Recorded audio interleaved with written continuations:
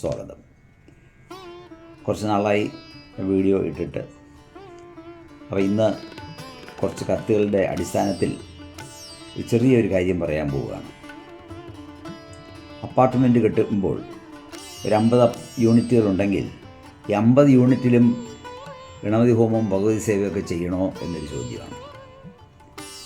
അങ്ങനെ ആണ് ഇപ്പോൾ നടക്കാറുള്ളത്. എല്ലാ യൂണിറ്റും അവരവർ താമസിക്കാൻ വരുന്നതിന് മുമ്പ് ഒരു ഗണപതി ഹോമം ഭഗവതി സേവയൊക്കെ ചെയ്താണ് കയറാറുള്ളത്, പാലുകാച്ചി കയറാറുള്ളത്. പക്ഷേ സാധാരണഗതിയിൽ നമ്മുടെ ഈ കീ ഹാൻഡ് ഓവർ ചെയ്യുന്നതിന് മുൻപായി ബിൽഡിംഗ് കെട്ടിയ അതിൻ്റെ ഓണർ എല്ലാവർക്കും വേണ്ടി എല്ലാവരുടെ പേരും നക്ഷത്രവും എഴുതി അവരുടെ മെമ്പേഴ്സിൻ്റെ പേരൊക്കെ ചേർത്തുകൊണ്ട് സാധാരണഗതിയിൽ ഒരു വാസ്തുപൂജയും ഒരു ഗണപതി ഹോമവും ഒരു ഭഗവതി സേവയും നടത്താറുണ്ട്. അത് ചിലപ്പോൾ പ്രാക്ടിക്കലായിട്ട് ചിലപ്പോൾ സാധിച്ചില്ല എന്ന് വരും. കാരണം കംപ്ലീറ്റ് ചെയ്തതിന് ശേഷമായിരിക്കും ചിലർ വാങ്ങിക്കുന്നത്, അവരുടെ പേരിലോട്ട് രജിസ്റ്റർ ചെയ്യുന്നത്. അങ്ങനെയുള്ള സാങ്കേതിക കാരണങ്ങൾ കൊണ്ടാണ് എല്ലാവരും പ്രത്യേകിച്ച് ഒരു ഗണപതി ഹോമവും ഭഗവതി സേവയൊക്കെ ചെയ്യുന്നത്. യഥാർത്ഥത്തിൽ എല്ലാ അപ്പാർട്ട്മെൻറ്റുകാരുടെയും അഡ്രസ്സ് എല്ലാം കിട്ടിക്കഴിഞ്ഞിട്ടാണ് ഈ ബിൽഡിംഗ് ഓണർ ചെയ്യുന്നുണ്ടെങ്കിൽ ഒരൊറ്റ ഗണപതി ഹോമവും ഭഗവതി സേവയും മാത്രം മതി, എല്ലാവരും പങ്കെടുത്താലും മതി. പക്ഷേ അത് പ്രാക്ടിക്കലായിട്ട് അത് ചേരാൻ പറ്റാത്തതുകൊണ്ടും സാധിക്കാൻ പറ്റാത്തതുകൊണ്ടുമാണ് ഓരോരുത്തരും ഇൻഡിവിജ്വലായിട്ട് ഗണപതി ഹോമവും ഭഗവതി സേവയും ചെയ്യുന്നത്. അപ്പോൾ എന്തായിരുന്നാലും ഒരു പുതിയ അപ്പാർട്ട്മെൻറ്റിനകത്ത് കയറുമ്പോൾ ഈ ബിൽഡർ ചെയ്തോ ഇല്ലയോ എന്നുള്ളത് നോക്കണ്ട. ചെയ്യുന്നത് നിങ്ങൾ തന്നെ. നമ്മുടെ സമാധാനത്തിനും നമ്മുടെ കുടുംബ ഐശ്വര്യത്തിനും ഒരു ചെറിയൊരു ഗണപതി ഹോമവും ഒരു പാല് കാച്ചും വൈകിട്ട് ഭഗവതി സേവയും നടത്തുന്നത് തീർച്ചയായിട്ടും നല്ലത് തന്നെയാണ്.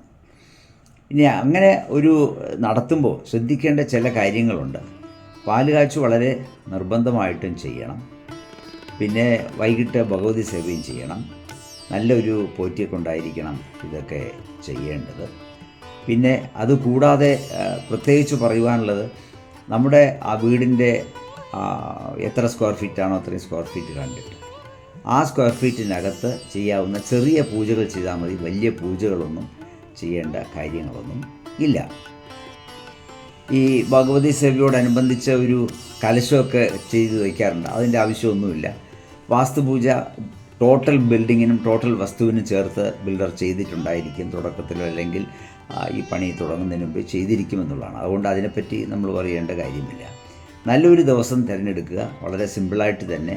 ചതുർത്ഥി വേണ്ട, ചതുർദശി വേണ്ട, അമാവാസി വേണ്ട, പിന്നെ അഷ്ടമി, നവമി, ഈ ദിവസങ്ങൾ ഒഴിച്ച് വേറെ നല്ല ദിവസം ഏത് വേണമെങ്കിലും നിങ്ങൾക്ക് ചെയ്യാം. ബാക്കി പാലുകാഴ്ച നടത്തുമ്പോൾ ഓരോരുത്തരും ചെയ്യേണ്ട കർമ്മങ്ങൾ ഇതൊക്കെ ചെയ്യുക. വളരെ പ്രധാനമായിട്ടുള്ളത്, അവിടെ വരുന്ന വ്യക്തികൾക്ക്, കുടുംബാംഗങ്ങൾക്ക് എല്ലാം നിങ്ങൾ ഭക്ഷണം കൊടുക്കാറുണ്ട്. പക്ഷെ അതിൽ ഉപരി കുറച്ച് പുറത്തുള്ളവർക്കും കൂടി കുറച്ച് ഭക്ഷണം കൊടുക്കുന്നത് നന്നായിരിക്കും. അന്നദാനം അന്നാണ് നമുക്ക് വളരെ അത്യാവശ്യമായത്. സാധാരണഗതിയിൽ നമ്മൾ ചെയ്യാറുള്ളതെല്ലാം ഈ പാലുകാച്ച് എന്ന് പറയുമ്പോൾ രാവിലെ മുതൽ വൈകിട്ട് വരെ എപ്പോൾ വേണമെങ്കിലും വരാമെന്നൊരു സിസ്റ്റം ഉള്ളതുകൊണ്ട് നമ്മളെല്ലാവർക്കും കൊടുത്തു, അല്ലെങ്കിൽ ഈ ഒരുപോലെ കൊടുത്തു എന്ന് വരില്ല. അതുകൊണ്ട് ഉച്ചയ്ക്കെങ്കിലും കുറച്ച് പേർക്ക് ഒരു അന്നദാനം നൽകുന്നത് നന്നായിരിക്കുമെന്നുള്ളതാണ് എൻ്റെ അഭിപ്രായം. ഇനി നമ്മുടെ ഗണപതി ഹോമം ചെയ്യുമ്പോൾ കന്നിമൂലയിലുള്ള ബെഡ്റൂമിൽ ചെയ്യുക, അല്ലെങ്കിൽ ഹാളിൽ തന്നെ ചെയ്യുന്നതായിരിക്കും നല്ലത്. ഹാളിൽ തന്നെ ഗണപതി ഹോമം ചെയ്യാം, ഭഗവതി സേവയും ചെയ്യാം. ഇത് രണ്ടും ചെയ്യുമ്പോൾ ഒരു പ്രത്യേകത, നമ്മുടെ ഭഗവതി സേവ ചെയ്യുമ്പോൾ ആ വീട്ടിൽ താമസിക്കാൻ പോകുന്ന അംഗങ്ങൾ അല്ലെങ്കിൽ അതിൻ്റെ ഓണേഴ്സ് ആ ഭഗവതി സേവയ്ക്ക് സാന്നിധ്യം നൽകണം. എപ്പോഴും അവിടെ തന്നെ ഉണ്ടായിരിക്കണം. ആ ലളിതാ സഹസ്രനാമമൊക്കെ പറഞ്ഞ് തീരുന്നത് വരെ അവിടെ തന്നെ ആ പോറ്റിയുടെ കൂടെ ഇരുന്ന് ഇതിൽ പങ്കുകൊള്ളണം. അതാണ് വളരെ ആവശ്യം. ചിലരെന്ത് ചെയ്യുന്ന, ഗസ്റ്റ് വന്നു എന്ന് പറഞ്ഞ് അവരെ സ്വീകരിക്കാനൊക്കെ പോകും. അപ്പോൾ ഈ ഇതിനകത്ത് പങ്കെടുക്കാൻ പറ്റിയില്ല എന്ന് വരും. പോറ്റി അവിടെ ഇരുന്ന് ഒരു സ്ഥലത്ത് പറഞ്ഞുകൊണ്ടിരിക്കും, നമ്മളത് കേട്ടുകൊണ്ടിരിക്കും. അത് പാടില്ല.